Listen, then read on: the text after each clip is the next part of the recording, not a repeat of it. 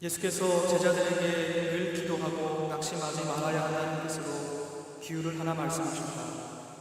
어느 고을에 하나님도 두려워하지 않고 사람도 존중하지 않는 한 재판관이 있었다. 그 고을에 과부가 한 사람 있었는데 그는 그 재판관에게 줄곧 찾아가서 내 적대자에게서 내 권리를 찾아주십시오 하고 졸랐다.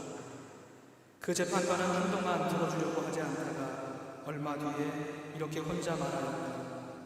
내가 정말 하나님도 두려워하지 않고 사람도 존중하지 않지만 이 과부가 나를 이렇게 귀찮게 하니 그의 권리를 찾아주려고 하겠다. 그렇게 하지 않으면 그가 자꾸만 찾아와서 나를 못 견디게 할 것이다. 주님께서 말씀하셨다. 너희는 이 불의한 재판관이 하는 말을 귀담아 들어라. 하나님께서 자기에게 밤낮으로 부르짖는 택하신 백성의 권리를 찾아주시지 않으시고 모른 채 하고 오래 그들을 내버려 두시겠느냐. 내가 너희에게 말한다. 하나님께서는 얼른 그들의 권리를 찾아주실 것이다. 그러나 인자가 올 때에 세상에서 믿음을 찾아볼 수 있겠느냐. 아멘. 하나님의 말씀입니다. 오늘 우리는 예수님의 비유의 이야기를 함께 읽었습니다. 이 비유는 기도에 대한 가르침을 담고 있습니다. 오늘 본문 1절, 이 비유의 이야기가 말해진 이유와 목적이 분명하게 기록되어 있습니다. 예수님은 제자들에게 늘 기도하고 낙심하지 말라고 가르쳐 주시기 위해서 오늘 이 비유의 말씀을 하셨습니다. 우리는 누가복음 11장 5절 이하에서도 오늘 본문과 비슷한 비유를 만나게 됩니다.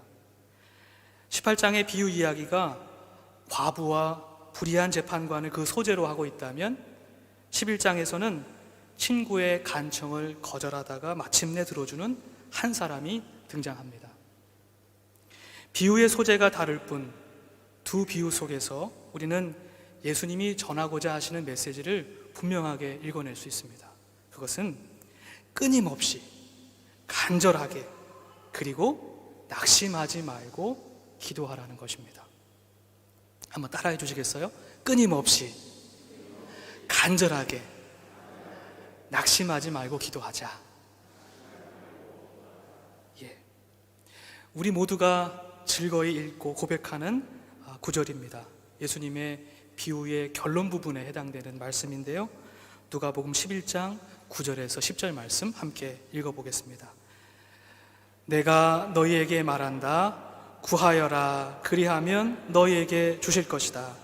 찾아라. 그리하면 찾을 것이다. 문을 두드려라. 그리하면 너희에게 열어줄 것이다. 구하는 사람마다 받을 것이요 찾는 사람마다 찾을 것이요 문을 두드리는 사람에게 열어주실 것이다. 아멘. 그렇다면 오늘 우리가 함께 읽은 누가복음 18장의 말씀도 11장과의 연관성 속에서 기도할 때 우리에게 요청되는 태도에 관한 것으로 읽고 해석해도 충분한 것일까요? 이것이 예수님의 가슴에 담긴 메시지의 전부였을까요? 본문을 묵상하면서 저는 만약 우리가 너무 빠르게 성급하게 이야기의 결론을 손에 쥔 채 오늘의 본문을 읽어내려 간다면 이해가 아닌 오해로 나아갈 수 있겠다 생각되었습니다. 즉 예수님께서 뜻하지 않으셨던 결론에 당도할 수도 있겠다는 생각입니다. 다시 말해 우리가 오늘의 예수님의 비유를 기도와 관련된 끈질긴 태도, 포기하지 않는 열정에만 초점을 맞추어서 읽는다면, 즉 오늘의 비유를 기도자의 태도가 기도의 성취 여부를 결정한다는 메시지로 읽는다면 우리의 기도는 마치 부모님께 떼를 쓰는 것과 같은 그러한 떼 쓰는 기도의 모습이 될 수밖에 없겠다 생각했습니다. 이때 우리의 기도는 하나님의 뜻을 묻고 발견하는 기도의 본질에서부터 벗어나서 우리의 뜻을 말하고 관철하는 욕망의 기도로 변질될 수밖에 없을 것입니다. 이는 예수님께서 비유를 통해서 의도하신 바는 결코 아닐 것입니다. 결론부터 말씀드리자면 오늘의 본문은 기도자의 태도에 관한 것이 아니라 기도가 가진 본래적인 능력, 그 기도에 응답하시는 하나님의 자비로우심에 관한 것이라고 생각됩니다. 이는 비유의 등장인물들의 행위와 독백 속에 담겨 있습니다. 오늘 비유 속에 누가 등장하고 있지요?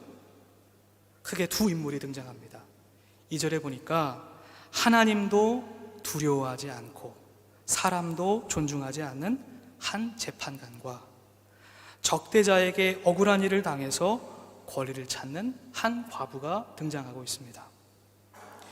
예수님의 이야기의 직접적인 청자였던 제자들과 초대교회 성도들에게 이 두 인물은 공공연한 비밀로서 불의한 재판관은 예수의 공동체를 박해했던 로마의 정치 권력자들을 지칭하는 것으로, 그리고 자신의 권리를 찾고 있는 과부는 이러한 박해와 핍박 속에서도 인간답게 살 권리, 신앙의 자유, 세상의 통치가 아닌 하나님의 다스림을 갈망하는 본인들, 즉 제자 공동체를 전제하고 있음을 알고 있었을 겁니다. 아마도 제자들은 자연스럽게 이 과부의 자리에 서서 자신들을 대입해서 예수님의 비유의 이야기를 들었을 것입니다.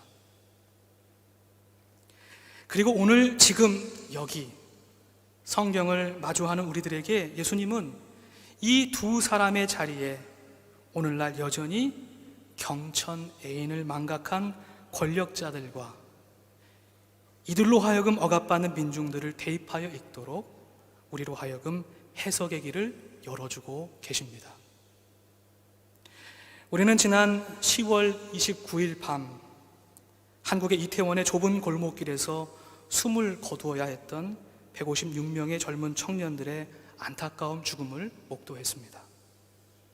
어느덧 2주가 흘렀습니다. 애도의 시간, 우리는 슬픔과 연대의 눈물 속에서 진실을 묻고 국가의 책임을 요구하는 민중들의 목소리를 듣고 있습니다. 민중들의 손에 들려진 막을 수 있었다, 국가는 없었다 라고 하는 이 두 짧은 문장이 이번 참사의 본질을 드러내주고 있습니다. 그러나 안타깝게도 국민의 안전과 생명을 책임져야 할 대통령과 정부 관료들은 희생자들과 민중들의 목소리를 귀찮게 여기는 듯합니다. 오히려 진정한 사과와 책임 있는 대책 마련보다 무한한 책임이라는 그 말의 무게를 도저히 느낄 수 없는 형식적이고 추상적인 사과와 서로에게 책임을 전가하는 구태를 반복하고 있습니다. 그들은 분명 하나님을 두려워하지도 사람을 존중하지도 않는 오늘의 말씀 속 재판관의 자리에 서 있는 듯합니다. 그러나 예수님은 당시의 제자들과 현재 우리가 경험하는 모순적인 현실을 꼬집듯이, 권력자들을 비웃듯이 우리의 예상과 다른 비유의 결론으로 우리를 인도해 가십니다.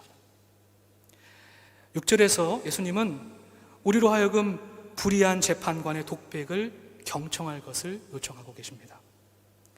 4절에서 5절 그의 독백을 함께 읽어보겠습니다. 내가 정말 하나님도 두려워하지 않고 사람도 존중하지 않지만 이 과부가 나를 이렇게 귀찮게 하니 그의 권리를 찾아주어야 하겠다. 그렇게 하지 않으면 그가 자꾸만 찾아와서 나를 못 견디게 할 것이다. 아멘. 여기서 귀찮게 하다라는 뜻으로 사용된 헬라어 휘포피하조라고 하는 단어는 눈을 가격하다, 시퍼렇게 멍들게 때리다 라고 하는 뜻을 가지고 있습니다. 눈을 가격하다라는 뜻입니다. 그러니까 우리가 흔히 하는 말로 과부가 이 재판관의 눈탱이를 밤탱이로 만든 겁니다. 재판관의 눈을 때린 거예요. 실제로 힘없는 한 여인이 이 재판관에게 물리적인 폭력을 가했을 리 만무합니다. 그렇다면 무슨 뜻일까요? 이 여인의 끊임없는 권리의 추구를 기도라고 우리가 보았을 때 그녀의 기도가 권력자로 하여금 정의를 행하도록 이끌었다는 뜻입니다. 다시 말해 예수님께서 이 비유를 통하여 끊임없는 믿음의 기도가, 이 끊임없는 믿음의 기도가 가진 파괴적인 능력을 풍자적으로 드러내고 계신 것을 우리는 깨닫게 됩니다. 7절에 이르러서 예수님은 이 비유에 담긴 본래적인 뜻을 가르쳐 주십니다. 더욱이 예수님은 이 비유를 통해서 하나님과 불의한 재판관을 비교하도록 우리를 인도해 주십니다. 예수님의 담대함과 탁월함이 느껴지는 대목입니다. 즉 하나님도 두려워하지 않고 사람도 존중하지 않은 재판관은 살아갈 권리, 억울함을 해소할 권리를 주장하는 과부의 청을 억지로 귀찮아하며 들어주지만 우리의 아버지 되신 하나님은 자기에게 밤낮으로 부르짖는 택하신 백성을 그냥 내버려 두지 않으시고 그들의 권리를 회복시켜 주신다는 뜻입니다. 그렇습니다. 예수님은 우리에게 이 비유를 통하여 기도가 가지고 있는 근본적인 능력을 우리에게 가르쳐 주고 계십니다. 즉 기도는 모든 외적인 힘과 권력을 가진 듯 보이는 그 권력자들의 힘보다 강하다는 것입니다. 이 세상에 나는 힘이 있다, 나는 권력이 있다 라고 말하는 사람들보다 우리의 기도가, 이 믿음의 기도가 이들보다 강하다는 사실을 가르쳐주고 계신 겁니다. 믿음의 기도가 불의한 재판관으로 하여금 정의를 촉구하도록, 굽어진 정의를 바르게 세우도록 만들었다는 것입니다. 이것이 이 비유의 핵심입니다. 또 다른 관점에서 보면 이 비유는 불의한 재판관이 이 과부의 행위를 막을 수 없었듯이 세상의 권력과 질서가 하나님을 향한 믿음의 기도를 막을 수 없다고 하는 사실을 가르쳐주고 있습니다. 로마의 권력자들과 병사들이 십자가 위에서 예수님께서 드리셨던 그 기도를 막을 수 없었습니다. 로마의 치안관들이 빌립보 감옥에 갇혀 있었던 바울과 실라의 기도를 막을 수 없었습니다. 이렇듯 기도란 우리 안에서 하나님의 뜻을 이루는 강력한 행위임을 다시 한번 깨닫습니다. 그렇다면 오늘날 우리들의 기도의 모습은 어떠할까요? 때때로 우리는 계란으로 바위를 치는 것과 같이 기도를 하면서도 깊은 무력감에 사로잡힐 때가 많이 있습니다. 즉 우리 스스로 기도의 능력을 의심하는 것입니다. 왜냐하면 우리는 기도를 하면서도 기도가 응답되지 않을 수 있다는 현실과 반드시 응답하시겠다는 하나님의 약속 사이에서 방황하고 있기 때문입니다. 이런 우리들에게 예수님은 다음과 같이 약속하시고 다시 한번 반문하십니다. 오늘 본문 8절의 말씀입니다. 다 함께 읽어보겠습니다. 시작. 내가 너희에게 말한다. 하나님께서는 얼른 그들의 권리를 찾아주실 것이다. 그러나 인자가 올 때에 세상에서 믿음을 찾아볼 수 있겠느냐. 아멘.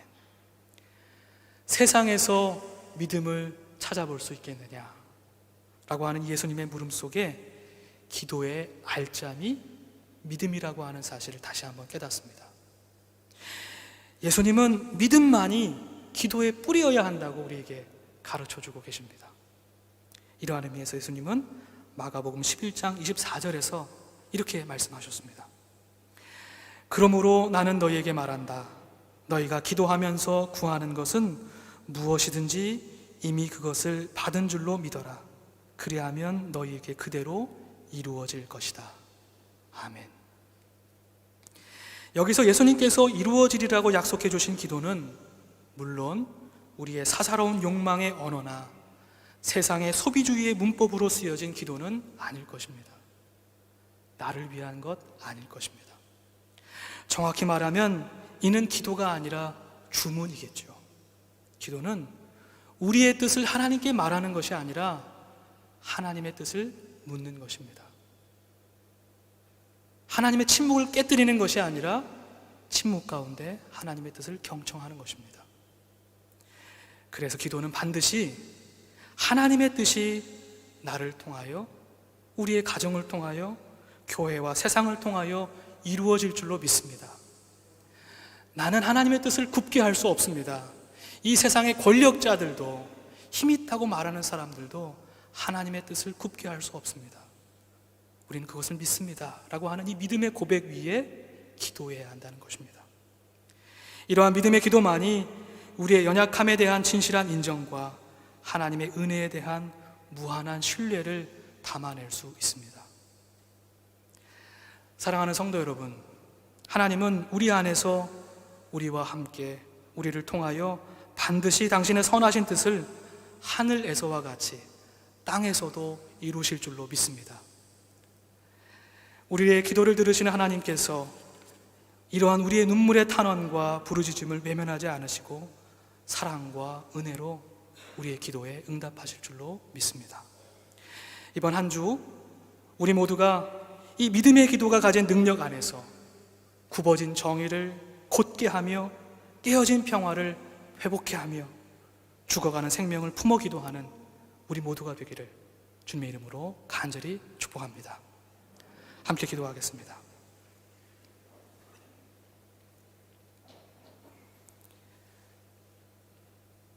말씀이신 하나님, 오늘도 거룩한 주의 말씀을 듣게 하시니 감사합니다. 하나님께서 말씀을 통하여 우리에게 가르쳐 주신 것처럼 믿음 가운데 기도하길 원합니다. 우리의 연약한 기도를 도와주시며 우리의 기도가 굽어진 정의를 곧게 하며 평화를 이루며 생명을 살릴 수 있다는 이 놀라운 사실을 깊이 깨닫고 우리와 우리를 둘러싼 많은 이웃들과 성도들, 교회와 국가와 사회를 위해서 함께 기도하는 우리 모두가 되게 하여 주옵소서. 오직 주님의 뜻이 우리를 통하여 이루어지도록 믿음 가운데 기도하게 하여 주옵소서. 감사드리며 예수 그리스도 이름으로 기도드립니다. 아멘.